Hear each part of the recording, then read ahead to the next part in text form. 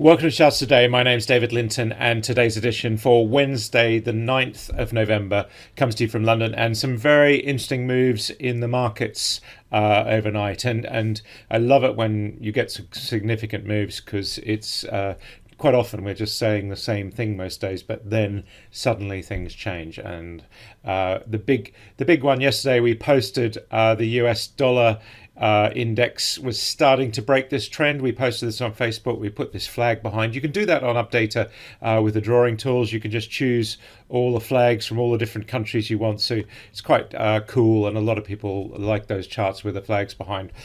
So the key thing is we're seeing these lower lows on the dollar index and just starting lower highs and just starting to see lower lows and this trend break. We talked about that yesterday on LinkedIn, and it's now starting to happen. So we started out at the start of the year by saying that 2022 would be the year of the dollar. We're up some 20% since that call, but the reality is we are just starting to maybe see the beginning of the end of this trend, and if not, a long consolidation phase.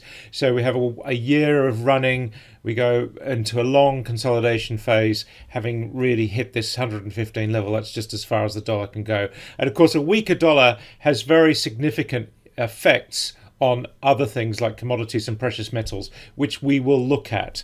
So that's really quite key. Another post we did this morning was Tesla. This is Tesla relative to Twitter. The news this morning that Elon Musk has sold more Tesla shares to fund his Twitter purchase. No big surprises there. And we are just seeing how Twitter are breaking to an 18-month low. And here's the relative. Of course, Twitter shares no longer quoted, but we do see just how that relationship is really quite interesting. And in fact, I inverted the Twitter chart on the Tesla shares chart, and it's quite interesting how closely they're aligned, i.e. Tesla goes down, Twitter goes up. But the reality is Twitter's now no longer listed. But it just shows that this end in the trend is really there, and that's significant as well. And of course, the other big thing that's happening tomorrow is US inflation rates will come out. The inflation number, we were 8.2% at the last read.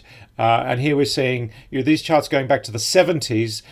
So we're seeing here the inflation number, bond yields, and then interest rates is the green, and so it's really quite interesting to see how inflation is running well ahead of where these other charts are in terms of interest rates and bond yields. So that's going to be really interesting to watch tomorrow. All eyes on that announcement on inflation. So let's take a look at markets generally.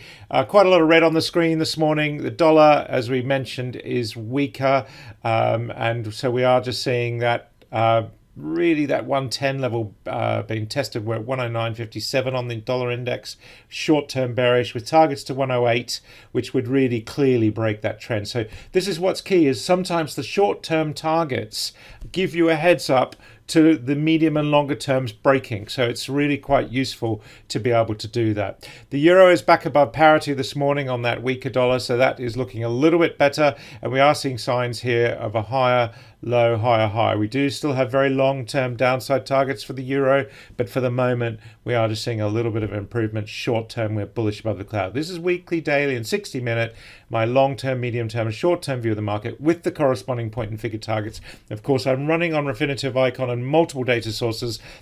In fact, my inflation chart is coming from other data that you can just import into Updata. So that's the ability to mix and match data is a really powerful aspect of the system. You can run on up to 30 different data sources.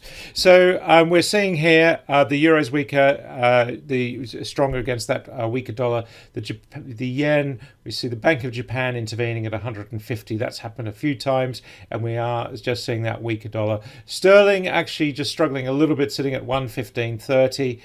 So not so strong this morning, but again, we just that 116 level is just a push too far for sterling. Really, the UK waiting for this budget announcement, so that's going to be quite key. One of the big news items this morning, of course, is Bitcoin collapsing. We're seeing here that we're seeing the FTX bailout, but we're seeing Bitcoin now making new lows, having been teetering along and now clearly through this 20,000 level. Lots of downside targets here. They've been in place for ages. It's game over for Bitcoin, and again we posted on that. The S&P 500 index was up 0.5% yesterday. The Nasdaq just pushing higher, but still bearish below the cloud on all 3 time frames, so that is a factor. We are seeing the futures flat this morning. The S&P mini is virtually unchanged, the same with the Nasdaq. The FTSE future is down 0.5% in the UK. Well, that's quite interesting. And the DAX in Germany, we're seeing also down 0.5%. So European markets struggling a little bit. Japan is actually also lower, down 0.3%. The Hang Seng has been rocketing off those lows in the last few days, but really just now pulling back again. The trend is really the key thing there that's governing factors. Aussie market was up 0.5%. The Sensex in India actually holding the 61,000 mark, so that upside target to 81,000, some 32% higher, is still active. We haven't activated the top target yet. We need a new high to do that. But this market looking significantly different from many other Western stock markets. Wheat is slightly up this morning, but the big news really is what's happening in precious metals. So gold broke above the $1,700 level. Remembering that weaker dollar is good news for precious metals and most commodities. In fact, if we look at some of the other commodities like copper, we're seeing improvements really across the board. So we're seeing here that gold is short-term bullish, just starting to test the cloud here, having really struggled. But silver is really a bit of a highlight here, back above $21, moved into bullish territory on the medium term, upside targets there to play for, looking much, much stronger. We know that inventories are low on silver. We've been watching that. Platinum also pushing higher on the medium term chart, so that's also looking pretty good. And I mentioned here, palladium hasn't quite done the same yet. It's looking okay on the short term, but just hasn't really managed, and there are Russian implications there. But the fact is that the other precious metal charts are starting to look quite interesting. Copper also just starting to look ready to cross the cloud, even though there's worries about global demand for copper. US 10-year yields sitting at the 4.13% level, still bullish on the yields. And if we look at some of the tech stocks, Apple 139, remembering that key number for Apple is 130, Amazon 89, there's targets to 84 on Amazon, so watch those. Now looking at the energy mix, we've got Brent crude lower this morning, down to 95, so that's really quite significant there. We're seeing that chart. This is my daily and my 60-minute chart, just breaking lower downside targets. We put our report out to clients this morning for crude oil, and in fact we can just take a quick look at that report. So today's report, we were bearish on Brent crude, gas we're neutral, and power we're still bearish. So those reports go out every morning to clients, and you can take a trial of those if you want. Also, these targets kicking in all the time. An interesting one there. We were neutral on emissions.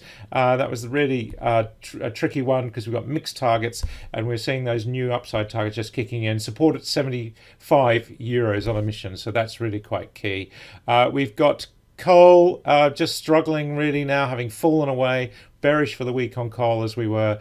And if we look at gas prices, we were neutral this morning. It was a bit of a hard call. We are giving up some of yesterday's gains, so that is significant. Power markets is the really key thing. We're seeing German power just testing these new lows. Remembering when German power was at 420 euros for the Cal 23, we were giving targets to 325. We haven't just quite got there yet, but we are down over 20% since that report. And looking at Cal 24, which we're looking at more and more, making new lows here. That level on Cal 24 around 235 is really critical, and keep an eye on that. And of course, watch your 1 minute charts for the downside targets. I'm looking at Refinitiv there, but you can look at Trayport, Bloomberg, and here I'm even looking at Montel, so we can see requesting the data there from Montel. This is the EAX pricing data. Keep an eye on those targets there. That's going to be quite key. So watch out for some markets today. It's going to be really quite interesting with the things that are happening. Awaiting inflation numbers tomorrow, but that dollar is going to be a really critical thing to watch. That's it for today. Until tomorrow, happy charting. See you then.